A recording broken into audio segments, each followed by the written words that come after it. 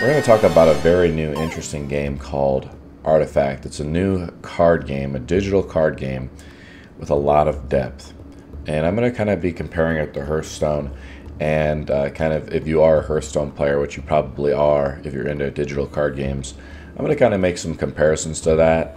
And also kind of just try to explain this game a little bit and give my review and opinion on it.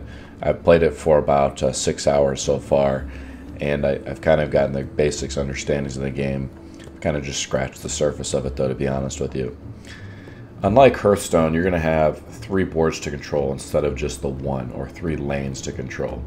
Each lane is defended by a tower. Each tower has 40 health.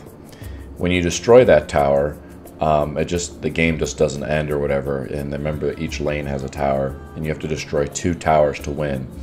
After you destroy that tower, an ancient will be left over, and the ancient has 80 health.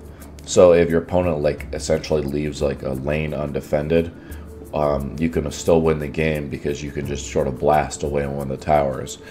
So there's sort of some interesting tactics and gameplay. I haven't seen that yet, but there's ways to probably just stack one lane and just powerhouse one lane through and just sort of destroy that. To win, you have to destroy 2 of these towers. There's 5 heroes that you start off with that you have to make a deck with, and those are the max amount of heroes you can choose. You have to choose 5 heroes, and certain heroes will have different unique hero powers. So unlike in Hearthstone where you just have 1 hero, you have 5 heroes, and each hero has 3 sort of supplemental cards which go into your deck for each hero you pick. So they're shuffled into the deck, and they're sort of like the hero powers or additional spells that the hero might have, or additional minions the hero might be able to have as you draw those out of your deck.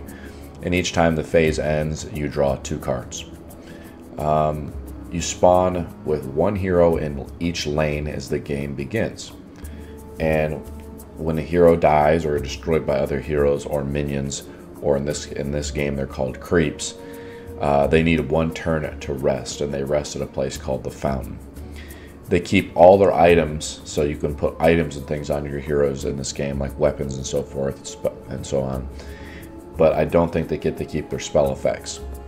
Heroes can be buffed by buying items, like healing items, or giving them armor or weapons, and there's a way to give them more health. So there's 3 item slots that you have.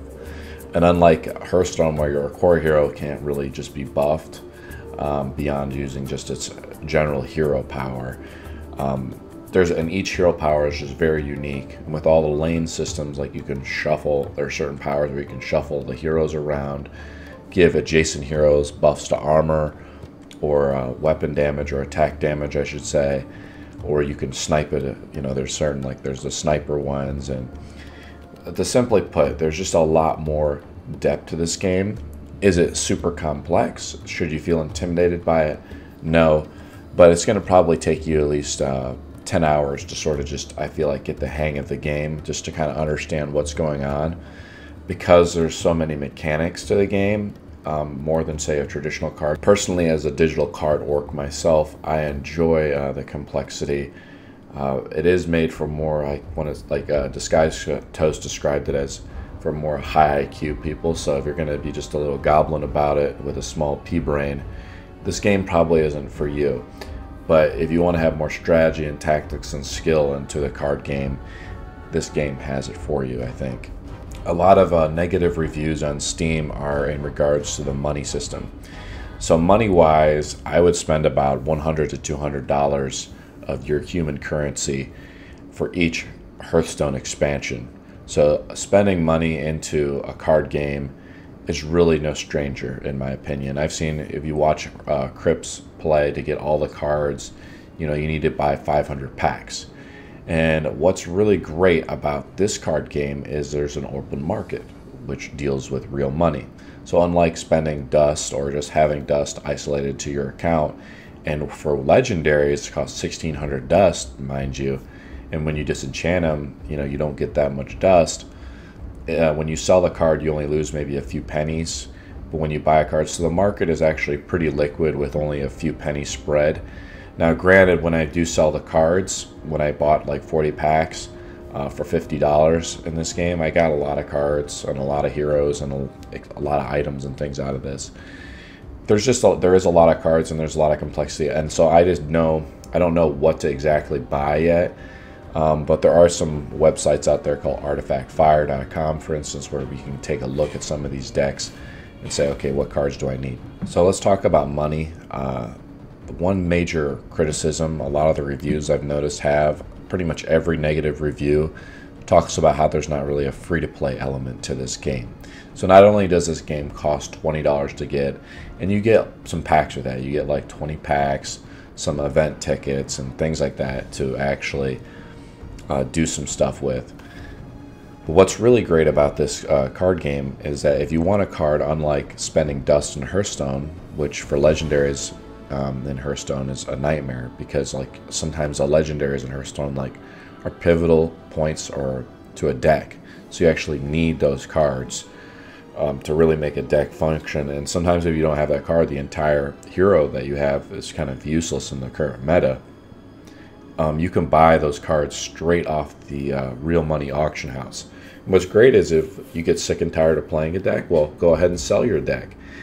To put it in perspective, I bought $40 worth of cards, and I was able to get about just $10 back. So because of the duplicates. So in Hearthstone, you have a total of, you can play only 2 out of those cards. Well, in this game, you can have 3 sets of those cards. This is for everything but heroes, right? Because you only need 1 hero. Hopefully I'm not confusing you too much. It's not that confusing, especially if you play it just for a little bit. Now, if you're not as poor as a goblin peddling bad hobbit pipeweed, this should be a game that you can afford, in my opinion, especially in comparison to other card games. Does it miss the free-to-play elements like daily quests and so forth? Yes, but for competitive players, you will need to open a lot of packs and buy those select cards. So if you want to just buy one deck and sort of master that deck, that's good. You're not going to need to buy all the cards. And so like in Hearthstone, where you might be missing actually certain cards, and you might have to disenchant like a whole nother deck for a lot less dust than it would take to make that, that would be the problem. So there's really no golden cards from what I can tell in this game. There are rare cards. There's no like legendary cards. There's just common, uncommon, rare, and I think there's like 4 set tiers of things, and you can filter all those in the deck creation. On average, this game is probably just about as expensive as Hearthstone, and yes, I wish there were daily quests to open up more packs as well to motivate players to log in and play, which I'm sure Valve is probably going to change in the future based on some of the feedback I've gotten to see maybe where they want to direct this game. But there was obviously a decision made not to add the free-to-play component to this game, and I'm sure that might change, but I think that to actually play this game, again, I don't know for a fact. I'm having fun just by spending $50 in the game. I got a lot of heroes. Now, do I have the best heroes? Do I have the best cards? No, but that's the same thing in Hearthstone. I have to spend probably $200, minimum, and to get 50 packs in Hearthstone costs $70. So, and there's going to be more cards and more interesting things. The cards, in my opinion, are more interesting in this game. And also this game, to me, it seems a lot more mature. So it's built for more mature audiences with that are more, I would say, probably 18 plus. This is the game that you kind of want to play just because of the level of depth to the game. But if you're like 16 years old, you could totally play this game as well. But I like the fact that there's so many unique colors and combos and the items and all the things you can use in this game. It gives it a lot of depth and creativity that Hearthstone actually lacks. This game is built for advanced players, in my opinion, advanced card players, and probably will take a lot more skill to master than Hearthstone, which also relies more and more on RNG elements because of the lack of sort of creativity in Hearthstone, beyond just say like, oh, I'm going to kill this mob here because it's attacking across from me. It seems to me like it's lacking that element.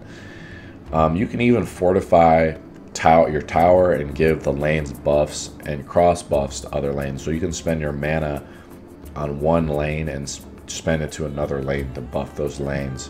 Being a multiple legend Hearthstone player and an angry orc most of the time, I still would recommend this game and give it a solid like 8 out of 10 for now. But probably, in my opinion, this game is probably the best card game on the market as far as level of depth, interest, and so on. But there are like a lot better card games than Hearthstone right now. It's just that Hearthstone is so easy to pick up. It's free to play. Makes it easy access for a lot of players. And once you have more players to the game, the popularity of the game is better. But there are better card games than Hearthstone out there at the moment. But if you're more competitive, you want to spend some more money, I think you're going to get a lot more bang for your buck than out of this game out of Hearthstone, which is a lot more simpler of a game. This game's a lot more complex, so it's going to make for more interesting games. It's a more serious card game, I feel like, but it's going to be interesting to see how this game evolves and what players think about it. I still think this game is very good. Don't be turned off by the reviews that say it's not good, because you can go to the market and buy the cards yourself, and it's not that expensive. I feel like you can probably get a pretty decent deck for about $10. Like, subscribe, comment, and I will see you, Tarks, in the next video.